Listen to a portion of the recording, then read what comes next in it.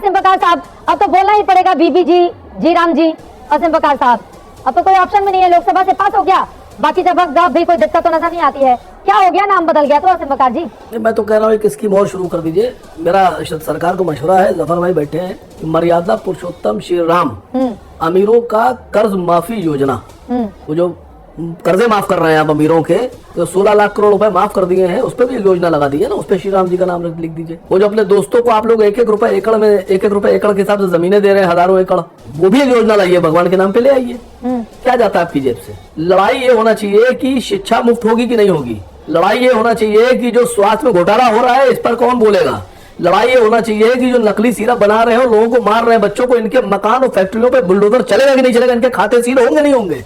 लड़ाई ये होना चाहिए कि हमारे बच्चे बेरोजगार हैं, इनको रोजगार कौन देगा। और आप लोगों से बड़ी उम्मीद है देश को, आप लोग की आवाज बड़ी दूर तक जाती है, लोग आस में बैठते हैं कि 5 बजेगा तो सरकार से सवाल पूछे जाएंगे और सख्त सवाल पूछे जाएंगे, गिरबान पकड़ा जाएगा सरकार का गलत कामों पर। आस में रहता है पूरा देश, लेकिन वहां तो धोखा हो जाता है, वहां तो अपोजिशन से सवाल पूछे जाते हैं। भाई आप जो मनरेगा में आप 5 साल में खर्चा करेंगे, वो तो आप 6 महीने में कर्ज माफी में लगा देते हैं, तो इसकी स्कीम क्यों नहीं ला रहे हैं आप, इसको क्यों छुपा रहे हैं? मेरी बात को समझिए मैडम, बहुत परेशान है दोस्त। हाँ। देश के 85 करोड़ लोग भीख पर जिंदा है, भीख पर, उनके बारे में आप लोग सोच ही नहीं रहे। तो लेने के देने पड़ गए। लड़ाई हो रही है, ये होगा या ये होगा? लोग भूखों मरते थे, इसी देश में हम लोगों ने रिपोर्टिंग की है, अब लोगों की जान चली जाती थी, उनको खाना नहीं मिलता था। अब अगर 85 करोड़ लोगों को मुफ्त में अनाज मिल रहा है तो आप लोगों को दिक्कत हो गई, आप उनको भिखमंगा कह रहे हैं, कह रहे हैं भीख पर जिंदा है। असीम बकार जी सोचा करिए जरा, अगर गरीबों के सशक्तिकरण के लिए उनकी थाली नहीं, गलत बात है। असीम बकार जी आप बहुत लंबी लंबी बातें कर रहे थे कि देश उम्मीद करता है, ये उम्मीद करता है, यहाँ पर आपको हाँ मिलाने के लिए नहीं बिठाना असीम बकार जी, आप ही कह रहे हैं 85 करोड़ लोग शब्दों का आप इस्तेमाल करते हैं असीम बकार जी। मुझे बोलने तो बिल्कुल कह रहा हूँ और साबित करूंगा इसको। अरे आप साबित क्या करेंगे? गलत बयानी है ये गलत बयानी है। तो गरीब है इसका मतलब ये भिखमंगा नहीं हो गया, और सरकार की जिम्मेदारी है जिसके थाली में खाना नहीं है वो मुफ्त में अनाज दे असीम बकार जी। अरे सुनिए मैडम, बोलिए। हाँ। ये जो 16 लाख करोड़ रुपए आपने माफ किए हैं, ये डंडे के बल पर छीनिए, और ये जो 20-25 व्यापारी इनको बनाइए भिखमंगा, इनको आप बना रहे हैं अरबपति खरबपति, इन 20-25 व्यापारियों को भिखमंगा बनाइए डंडे से मार मार के, और 16 लाख करोड़ रुपए लगा दीजिए गरीबों के विकास के लिए, उनको रोजगार दे दीजिए। कौन मना कर रहा है आपको? आप 85 करोड़ को भिखमंगा बना रहे हैं, 20-25 को करोड़पति बना दे रहे हैं, अरबपति।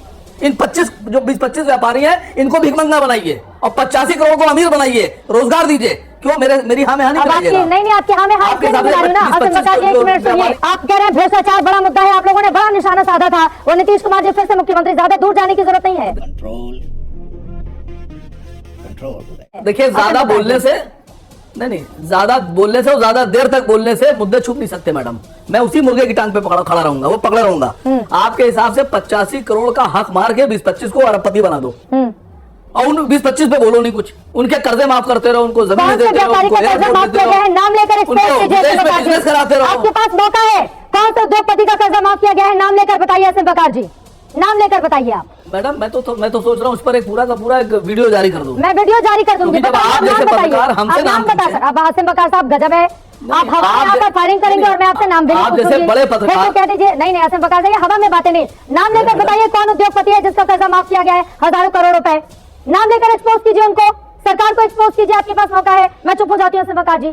फिर मैंने आपसे कह दिया कि चाहे आप पीतल की ढाल बन जाइए, चाहे बुलेट प्रूफ ढाल बन जाइए, सरकार के साथ अरे नाम चाहे कुछ भी कर लीजिए, लेकिन हम लोग सवाल पूछते रहेंगे। अरे नाम लेने में क्या दिक्कत हो गई उद्योगपति की असीम बकार जी? अरे सुनिए मैडम, अरे नाम नहीं बताएंगे? तेरे को बताते तेरी माँ की। अडानी जी को कितनी जमीनें दे दी गई? वही बात।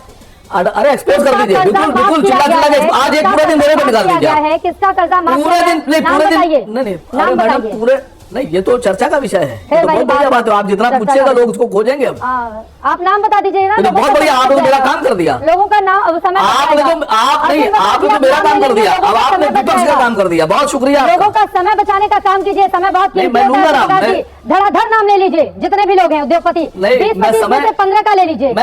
नहीं मैं समय बचाना नहीं चाह रहा हूँ, 5 का ले लीजिए। मैं समय बचाना नहीं चाह रहा हूँ, मैं देश बचाना चाह रहा हूँ। ये बड़ी अच्छी बात कही। प्रोफेसर रविकांत जी आपसे ही शुरुआत करते हुए, आप देखिए नेहरू गांधी परिवार के नाम पर 450 योजनाएं रखी गई, गांधी जी के नाम पर बमुश्किल 2 से 3 योजनाएं। अब अगर मनरेगा का नाम जी राम जी कर लिया गया तो इतनी दिक्कत क्यों हो रही है? अब इतना ही प्यार था तो 450 में से 200 योजनाएं तो कम से कम महात्मा गांधी के नाम पर रख लेती ना कांग्रेस पार्टी। रविकांत जी, मुझे ये नहीं समझ में आया कि आपने बदला है तो क्या बदला है, सिर्फ नाम बदला है या लोगों के अधिकार को आपने छीना है? सवाल असली ये होना चाहिए चित्रा जी, केवल नाम के बदलाव का मामला नहीं है, आपकी नीयत के बदलाव का है। जो रोजगार की गारंटी यूपीए सरकार ने दी थी वो आपने लोगों से छीन ली है। वो दे तो रहे हैं 125 दिनों की गारंटी, 100 दिनों से बढ़ाकर 125 दिन कर दिए हैं। अच्छा किया, बहुत अच्छा किया। दे तो रहे हैं गारंटी। इनकी तो गारंटी 15 लाख की भी थी, 2 करोड़ प्रतिवर्ष रोजगार देने की भी थी, अच्छे दिन की भी थी, 2022 में किसानों की आमदनी दोगुनी हो जाएगी ये भी थी, लेकिन खितराई के आगे कुछ चलता नहीं है इस देश में। आप नाम राम जी की बात कर रहे हैं, अरे आपका राम सबको मालूम है कि नाथूराम है, आप गॉडसेवादी हैं और लड़ाई यही है। एक तरफ गांधी जी की विचारधारा है, संविधान है, और दूसरी तरफ गॉडसे और गोलवलकर। अरे नाथूराम में राम आपको नजर आ रहे हैं। गांधी जी के आखिरी शब्द थे हे राम, वो आप लोगों को नजर नहीं आता है। आप लोगों को भी गोडसे का राम ज्यादा दिखाई देता है ना। मैं तो कह रही हूँ ना 450। अरे रविकांत जी नहीं कर रही है ना, आपको जो समझ में आ रहा है मैं वही कर रही हूँ, आपको जो समझ में आ रहा है मैं वही कर रही हूँ। पूरा देश समझ रहा है, सरोज महापात्रा जी देश समझ रहा है ना, देश को देश को समझ अरे आप सवाल पूछ रही हैं कि आप डिक्टेशन दे रही हैं, आप कर क्या रही हैं? पूरा देश समझ रहा है चित्रा जी। चित्रा जी जो शर्म आती है देश के लोगों को, शर्म आती है देश के लोगों को, आपने लोकतंत्र का तमाशा बना दिया। गजब बेइज्जती है। रविकांत जी कहीं और देकर जाइएगा, आपको यही करना है, आपको यही करना है। ठीक है, बिल्कुल मीडिया में ज्वाइन करिए, बीजेपी ज्वाइन आप बीजेपी ज्वाइन कर लीजिए, कर रहे हैं आप भी ज्वाइन कर आपसे भी अच्छे दलीलें आप देते हैं। नाम तो पहले देखिए, शिवराज सिंह चौहान ने एक एक करके 415 योजनाओं के नाम गिनाए जो नेहरू, इंदिरा, राजीव गांधी के नाम पर थे।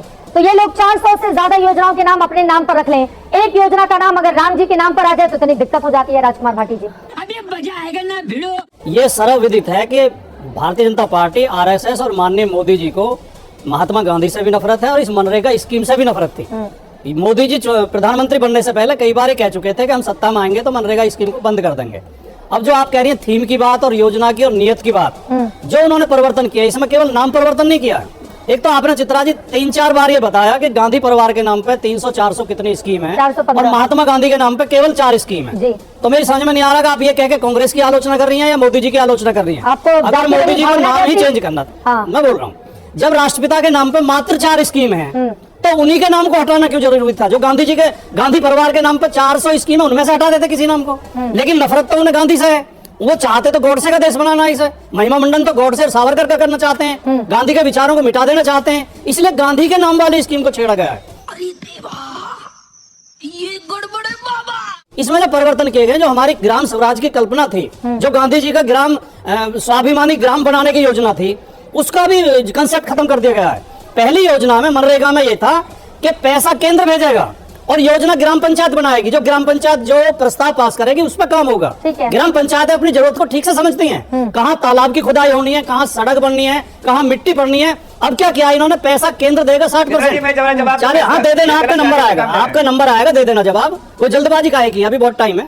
अब इन्होंने इसमें चेंज किया है कि केंद्र देगा 60% और राज्य देगा 40%।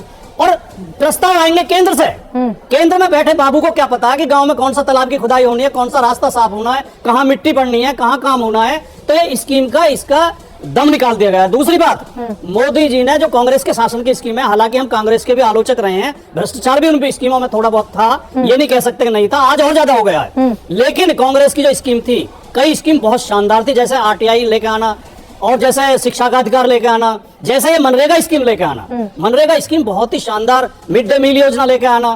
तो ये ऐसी स्कीमों को खत्म नहीं करना चाहिए। ये गांव के लिए इस स्कीम से बड़े बड़े काम हुए हैं।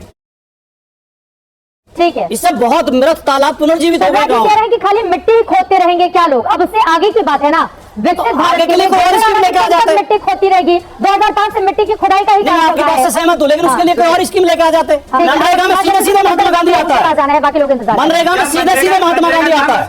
हाँ, महात्मा गांधी रूरल एम्प्लॉयमेंट राम रख देते तो क्या हो जाता देश में? राम तो नहीं आते, नहीं राम तो नहीं आते, उल्लू क्यों बना रहे हो? अच्छा, आप ये कह रहे हैं राम तो नहीं आते कहीं। हाँ, लेकिन आपको बोलना पड़ेगा, शॉर्ट फॉर्म तो रावण और मंदोदरी मिलकर भी राम हो जाते हैं। आप कह रहे हैं रावण मंदोदरी मिलकर राम हो जाते हैं।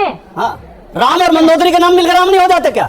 रावण का रा ले लो, रावण का रा ले लो, मंदोदरी का मैं ले लो, शॉर्ट फॉर्म में बनाने तो उससे भी राम बन जाते हैं। ये उल्लू बनाने की बात है। राम में इसमें आपको कहीं राम नहीं आते, बढ़ोतरी कहाँ नजर आने इस पूरी लगी? स्कीम में कहीं राम नहीं आते। अच्छा बात नहीं है।